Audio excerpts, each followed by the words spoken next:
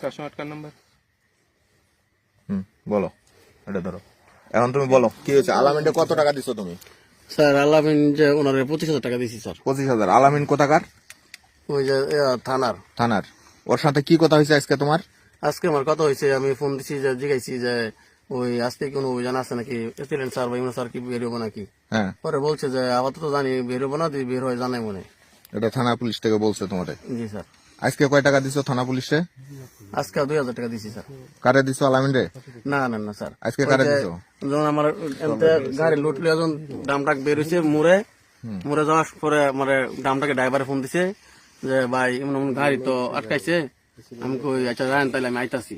পরে আমি গেছি যা দি ওই পুলিশের গাড়ি। পরে আমি কইছি যে স্যার এখন তো আমার মামার জমির মধ্যে বেকো লাগাইছি, মাড়ি নাই। মামা শ্বশুর।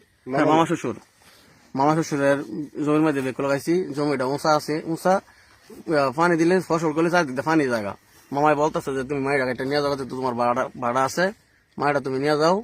তারপরে আমি লাগাইছি স্যার। এখন স্যার এটা যদি না কাটে মাটি না নেই তো আমার ভাড়াটা স্যার বন্ধ হয়ে যাবে, কারণ অনেক টাকা তো ইনভেস্ট করছি ভাড়ার মধ্যে। ভাড়াটা শুধু নির্বাচন আগ পর্যন্ত স্যার চলমান রাখার লেগে কিছু মাটি লাগবে স্যার। কোন বাটার নাম কি? ভাড়ার নাম হচ্ছে মাবরিক্স। মাবরিক্স কোন জায়গায়? এটা হচ্ছে স্যার বাগোয়া। পরে পুলিশে কত টাকা দিছো আজকে? 2,000 টাকা দিচ্ছি। দিয়ে ওরা চলে গেছে? জি স্যার, পরে তারা চলে গেছে। ঠিক আছে।